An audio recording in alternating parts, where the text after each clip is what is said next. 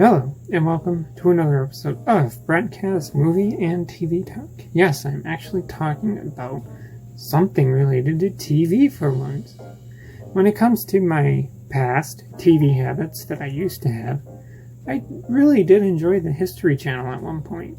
They have good war documentaries, you get shows like Modern Marvels and how it's made, those are pretty cool. And other shows that I've probably watched, but I've long forgotten the names of. Today, the History Channel is very different, in my opinion, is a shell of what it once was, and there's a few shows that really highlight this that I'm going to be getting into right now. The first is you have shows like Pawn Stars and American Pickers, your reality shows that aren't very real. And I mean, these shows to me are harmless because it's just buying and selling of stuff, and I think the whole hook of these kinds of shows are just, oh, look at that thing, look, they have a toy car that I used to have when I was a kid, for the way, way, way older people.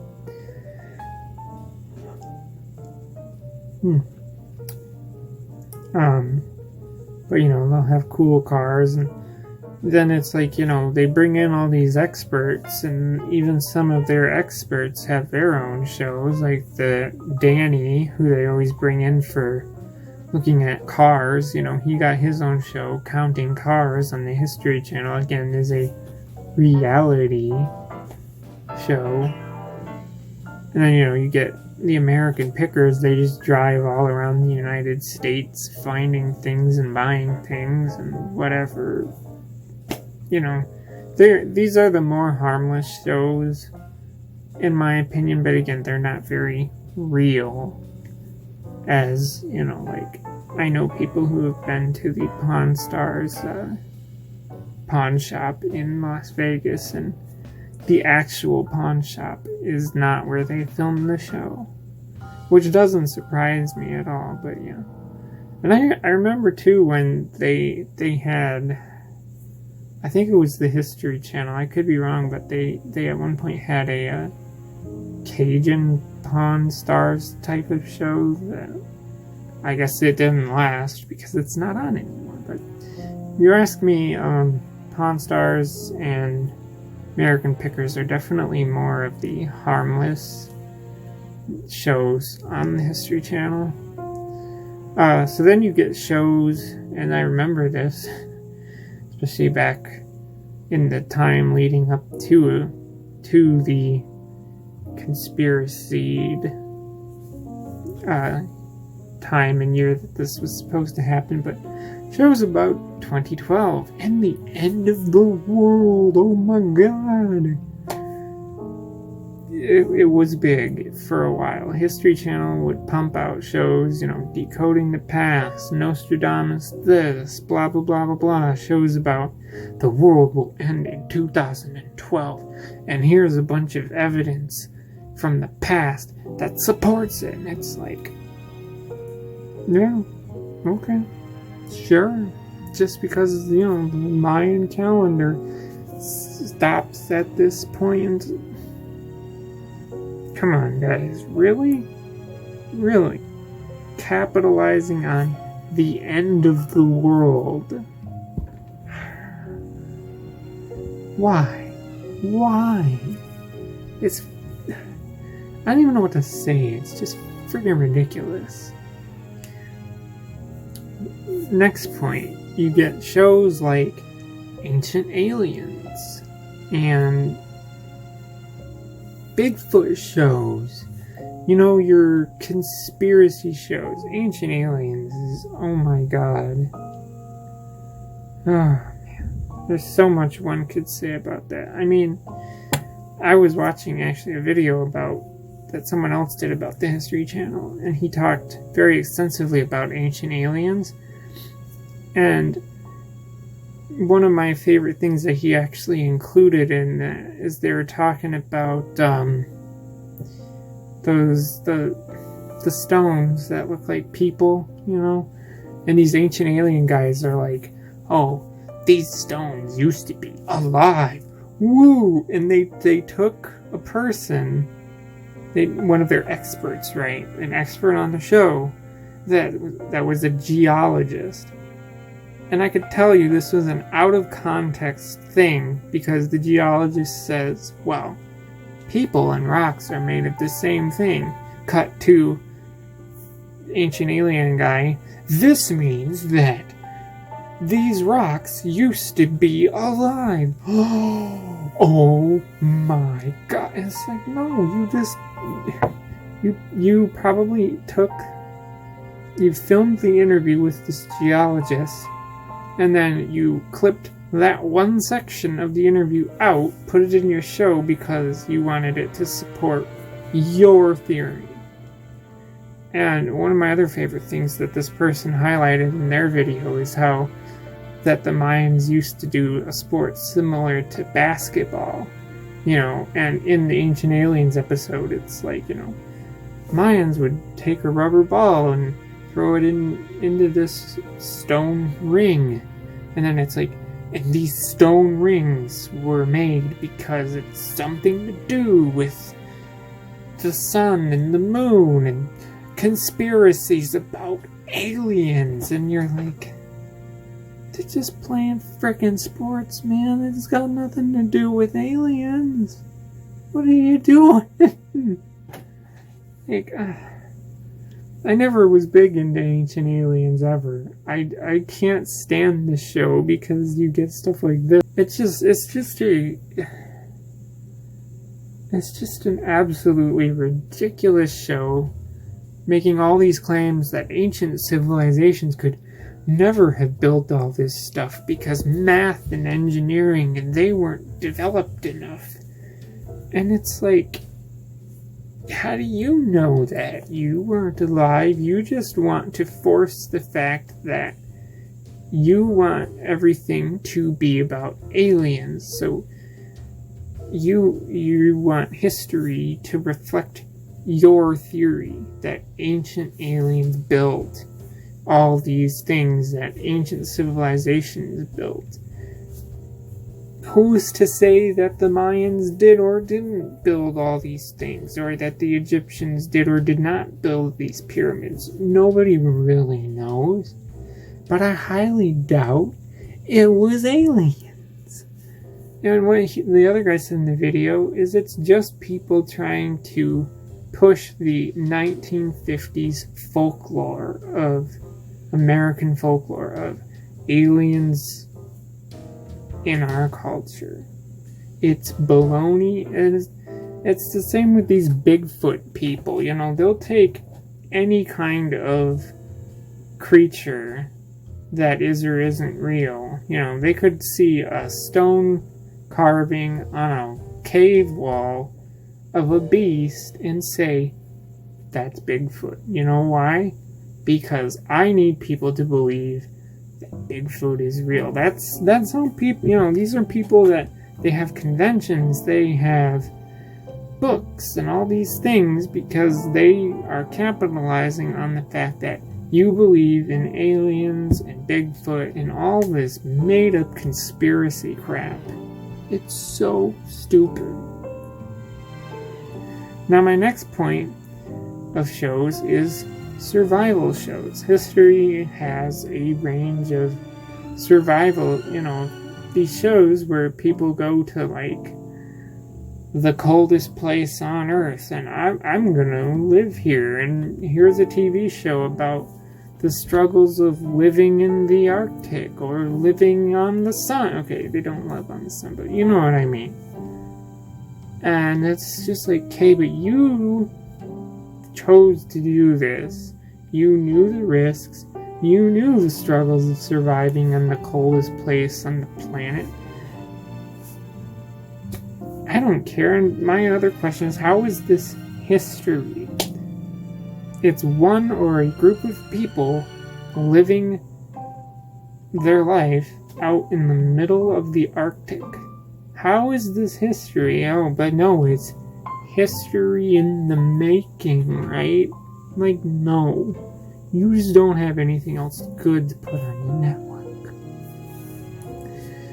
Which, my next point is that history has shows like Vikings. They're drama shows, they're shows that are equivalent to The Walking Dead.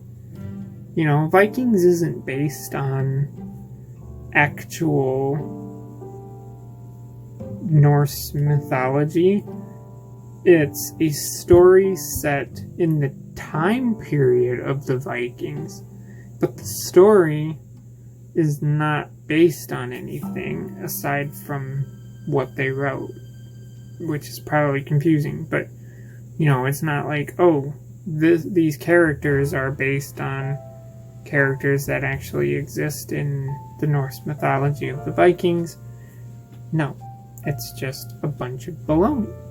So, and while, I used to watch Vikings, I stopped watching it because it was it's a soap opera. You see the Vikings go to war, they have sex, they do their life, drama, woo. Turn, Washington Spies, that was a little more interesting, but even that show got boring after a while for me, and I'm just like, how is this, aside from the fact that these shows take place in time periods in history, again, you're not basing it off of historical events, it's just in a time period that's historical. It's not history. My next point is the shows like Forged in Fire or Top Shot, your competition shows. I used to watch a lot of Forged in Fire. I like knives and swords, and I was like, competition show about making blades. That's cool. Top Shot didn't last as long. That was just a trick shoot Man, I cannot speak for the life of me. Trick shot contest, shooting guns, doing trick shots with guns, and it's like, okay, that's cool. Again, I don't know how this is history, but okay, whatever. Every channel has competition shows. Food Network has competition shows. Your NBC, CBS, they have their singing competition shows, acting competition shows. They have all that too. Why not History Channel? That needs competition shows too, right?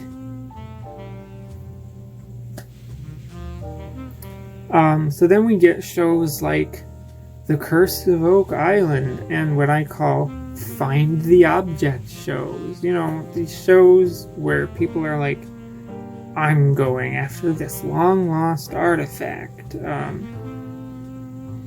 I think it was History Channel had a show about trying to find Hitler's body. They never did. I don't know what they're looking for on The Curse of Oak Island. I haven't really researched into it. They used to have a show about guys trying to find the real crystal skulls. They never did. But here's my question. If they found these real objects, why would you televise it? You wouldn't. You wouldn't televise it. These are basically a combination of reality and drama shows. If you're going to find something, you're not going to tell a damn person that you did. If I found a crystal skull, I would not tell anybody. I would tell nobody. Maybe like one or two people close to me. But that's it. I'm not going to go on Facebook and be like, look, I found a real crystal skull. Oh my god, now I'm famous. No, I wouldn't. I'd take my real crystal skull, put it on a shelf, I'd be like, shh, no one needs to know. Because that's the reality of it. If these Curse of Oak Island people found what they were looking for, they're already famous for their TV show.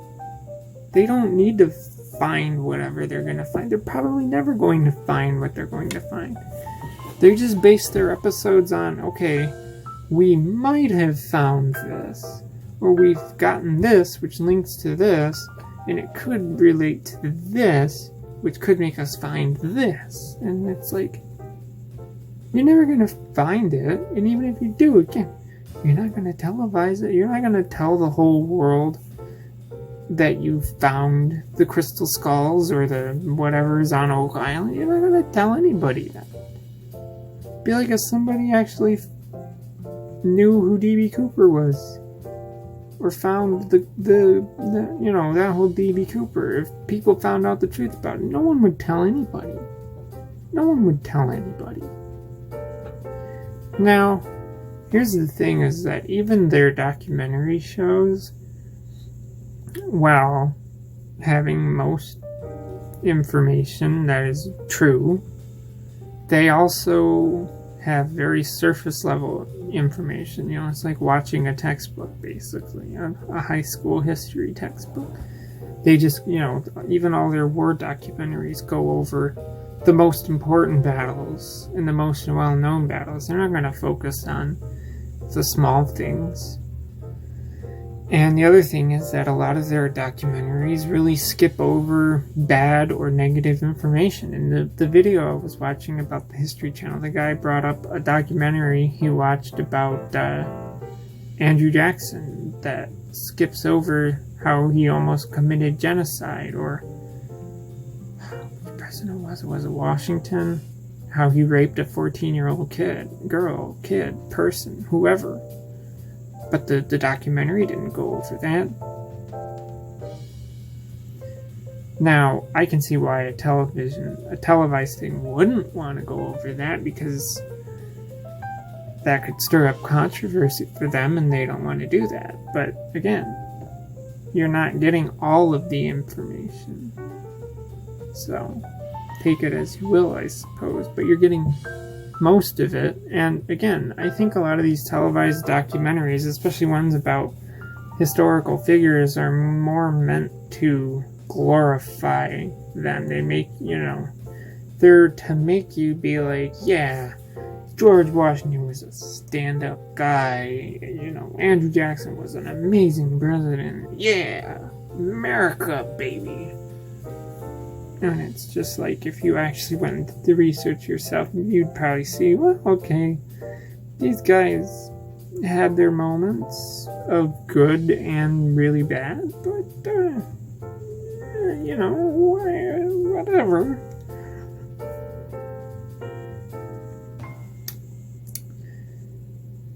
And that is what I think is the biggest issues with the current iteration of the History Channel. Sadly, History Channel has to do what they can do to keep people interested in the shows that they have on their channel. Doesn't matter if it's, you know, very surface level documentaries or shows about Bigfoot. People will watch it either way.